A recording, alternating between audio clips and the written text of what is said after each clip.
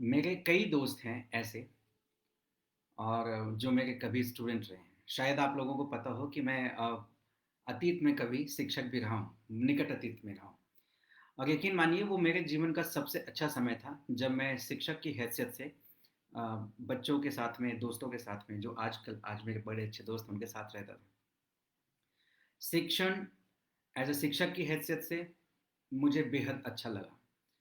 लेकिन निजी कॉलेजेस में और निजी शिक्षा पद्धति में शायद ही कोई ऐसा शिक्षक होगा जो पढ़ाने के अलावा भी कुछ और काम के अलावा भी पढ़ाई कराता हो। And this has become the norm of every private institutions in India and I am not surprised if it is across the world. उसका एक कारण है।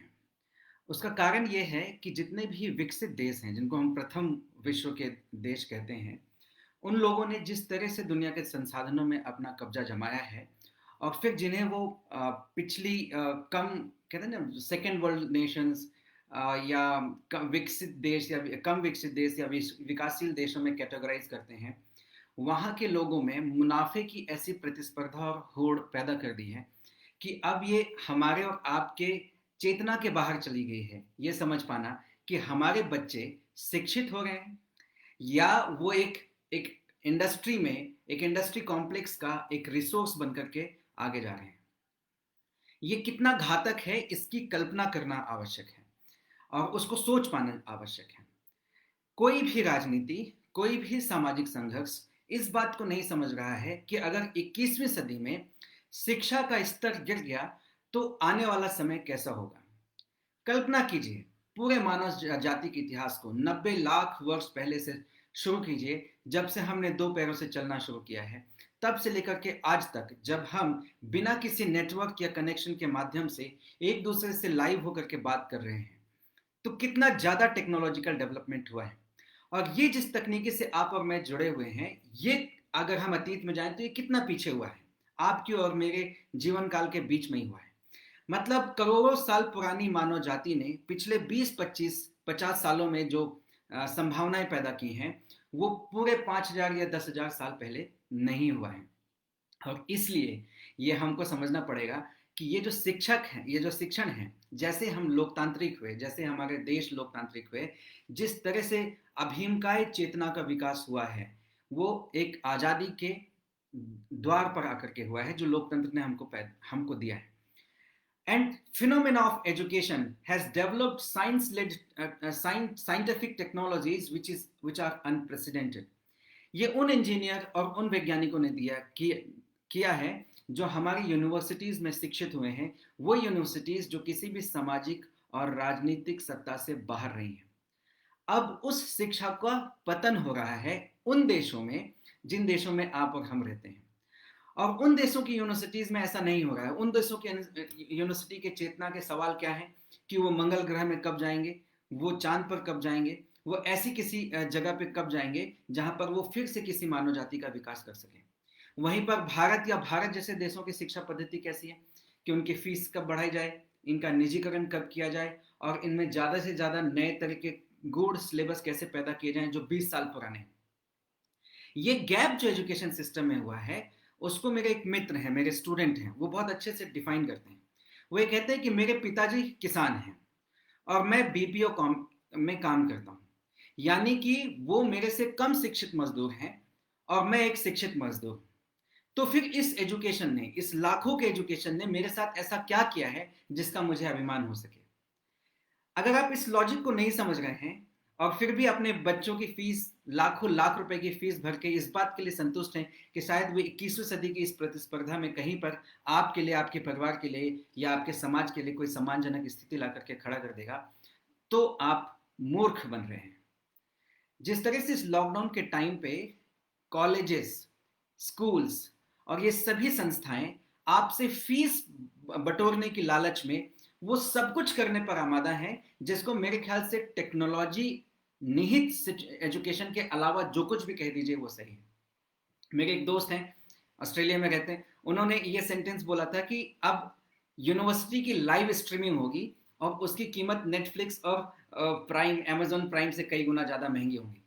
सो is that what education are we talking about when it comes to technology, कि हम live stream करेंगे अपनी universities को, अपनी लेबोरेटरीज को, या ये फीस बढ़ा लेने की, फीस जमा करा लेने की एक होड़ मात्र है? टेक्नोलॉजी के उपयोग और टेक्नोलॉजी के उपयोग को आप समझिए, दुरुपयोग और उपयोग को आप बहुत अच्छे से समझिए. Our education was never ready to adopt technology. Our hospitals were never ready to adopt technology. None of them were ever ready to adopt technology. And suddenly we have got a virus attack and we all are locked down inside the rooms. And now we are thinking, how can we skim and extract more money from the middle class people so that we can show them that so much technical college we are. Tell me the density of technical institutes in India पर kilometre. अकेले मध्य प्रदेश में 80 से ज्यादा private technical college है. और ये अकेले मध्य प्रदेश की बात कर रहा हूं. हिंदुस्तान में मेरे ख्याल से अगर इस गिनती को लिया जाए तो करीबन 5000 से ज्यादा टेक्निकल इंस्टीट्यूट्स हैं. 5000 टेक्निकल इंस्टीट्यूट्स में औसतन 5000 बच्चे पढ़ते हैं, और उसके बावजूद भी हमारे पास एक भी ऐसी टेक्नोलॉजी नहीं है कि इस कोरोना के काल में हम एक अच्छी एजुकेशन अपने बच्चों को दे पाए. और ये किसी के पास भी नहीं है, चाहे फिर वो हार्वर्ड हो, चाहे फिर हमारा कोई institution. What has happened to our education system? It has stopped thinking and planning about the future. जो 40 के दशक में, जो 70 के दशक में, 20वीं शताब्दी में, 19वीं शताब्दी में जब विश्वविद्यालय ये सोच रहे थे कि एक दिन हमें उड़ने वाले जूते और उड़ने वाली कार बनाना है, एक दिन हमें मंगल ग्रह या चांद पर या शायद कहीं और अपने लिए घर बनाने हैं, वो सभी संस्थाएं आज सिर्फ ये सोच रही हैं कि वो कैसे एक और कोर्स या एक और डिप्लोमा या एक और कोई ऐसी डिग्री कॉलेज शुरू कर लें जिससे उनका मुनाफा और ज्यादा बढ़ जाए. पिछले 20 सालों में हमने टेक्नोलॉजी बहुत ज्यादा अच्छी विकसित की है, ये बात अच्छी है. लेकिन नुकसान ये है दोस्त कि हमने इस टेक्नोलॉजी की महत्वाकांक्षा को सिर्फ मुनाफे के बरक्स ही रखा है. और आज हर एक शिक्षक, हर एक संस्थान, हर बच्चे को कस्टमर समझता है, छात्र नहीं समझता है. और ये वो दोयम दर्जे की स्थान है जहां पर हम गिर चुके हैं. और यही वो बात है जो पिछले 20 साल से मेरे जैसा इंसान और मेरे जैसे कई और इंसान ये बताना चाह रहे थे कि किस तरह से शिक्षा का व्यापारीकरण हमारे पूरे समाज के लिए बर्बाद हो जाए, को बर्बाद कर देगा. अब आप समझिए इस 21वीं सदी को, अगर वो कॉर्पोरेट कंपनियां जिनको हम स्पेस एक्स या एलन मस्क या और भी बाकी नासा या इस तरह की कंपनीज को कहते हैं, अगर इन कंपनियों ने मंगल ग्रह या चांद पर रहने की व्यवस्था कर ली तो आपके और मेरे बच्चे कहां रहेंगे? क्या आपका एजुकेशन, क्या आपका इंस्टीट्यूशन इस बात का जवाब देता है? क्या ये जो जातिवाद है, जातिवाद से मतलब मैं इस जातिवाद की बात नहीं कर रहा हूं, ये जो वर्गीकरण है, American, British, Chinese, Indian, Somalia, Ethiopia, middle east, ऑस्ट्रेलियाई, जापानी, क्या अगर हम इस नए राष्ट्रवादी वर्गीकरण को समझें तो क्या उस राष्ट्रवादी वर्गीकरण में आप और मैं या हमारे आने वाली पीढ़ी चांद पर या मंगल ग्रह पर अपनी जगह बना पाती है या नहीं बना? क्या मेरा एजुकेशन, आपको लग रहा होगा कि मैं बहुत आगे के हाइपोथेसिस की बात कर रहा हूं. आप अपने 30 साल के तकनीकी विकास को देखिए और आगे 2030 की महत्वाकांक्षाओं को समझिए.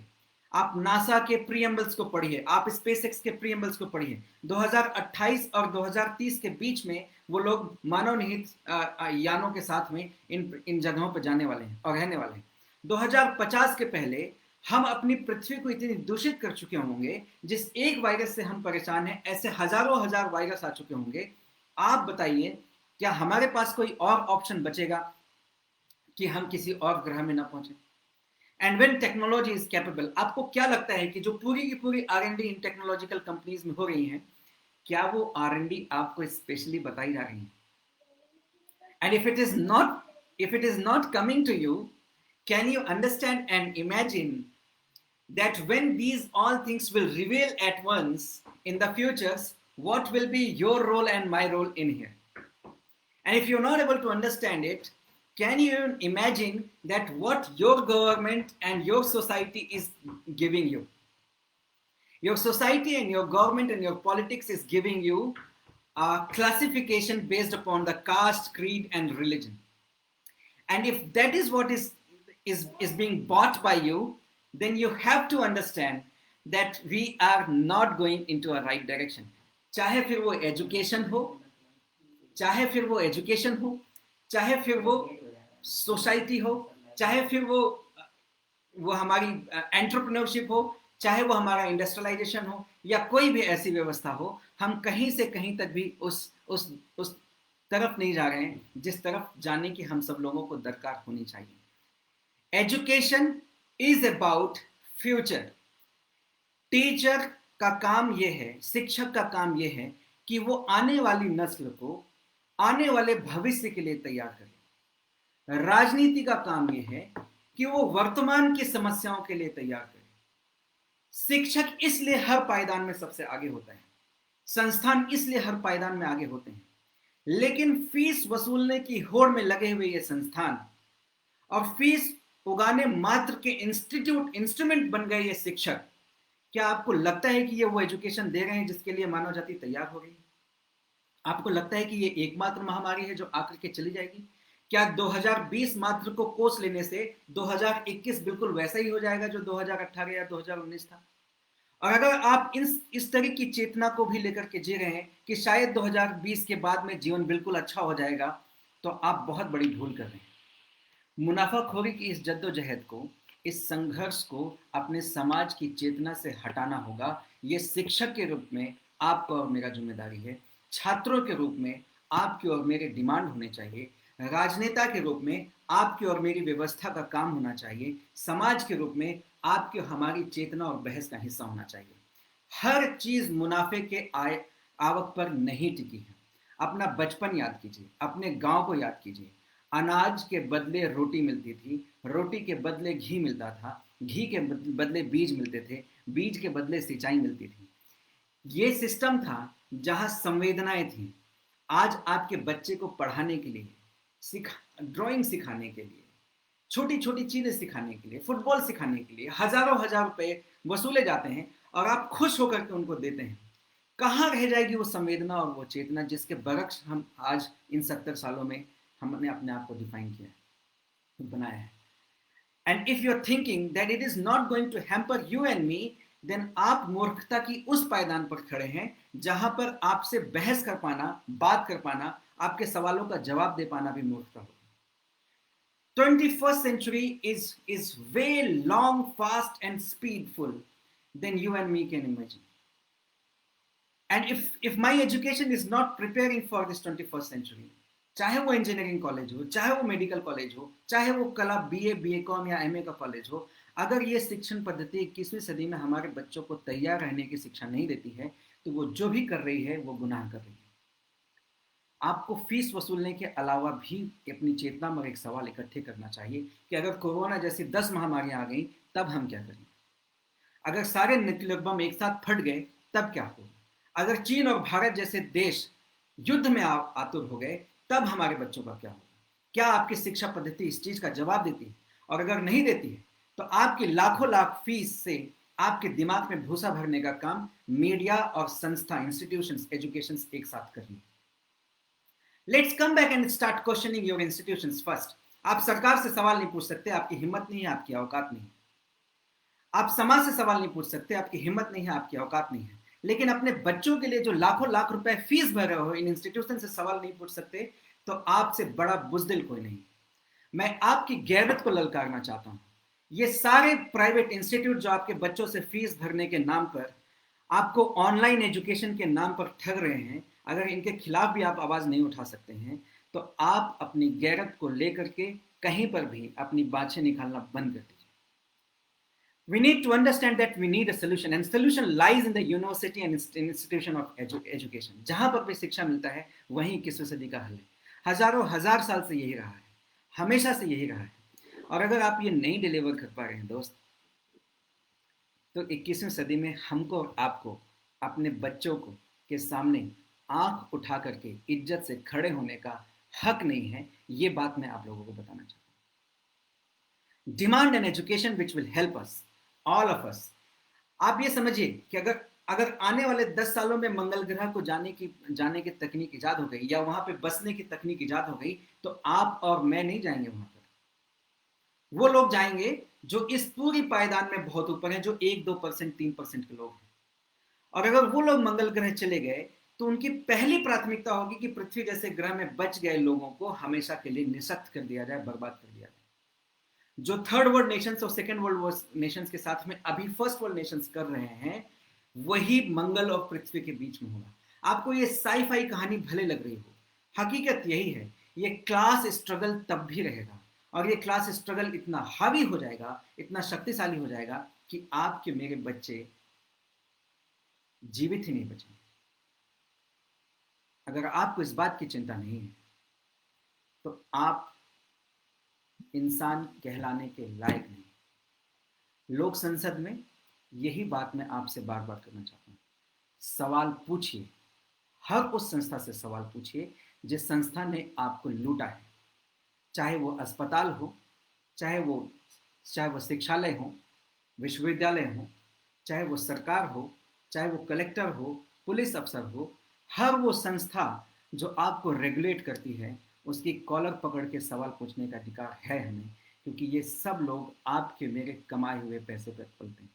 और अगर पैसा ही एकमात्र ट्रांजेक्शन है तो भी इन लोगों को हमारा सवाल का जवाब देना होगा।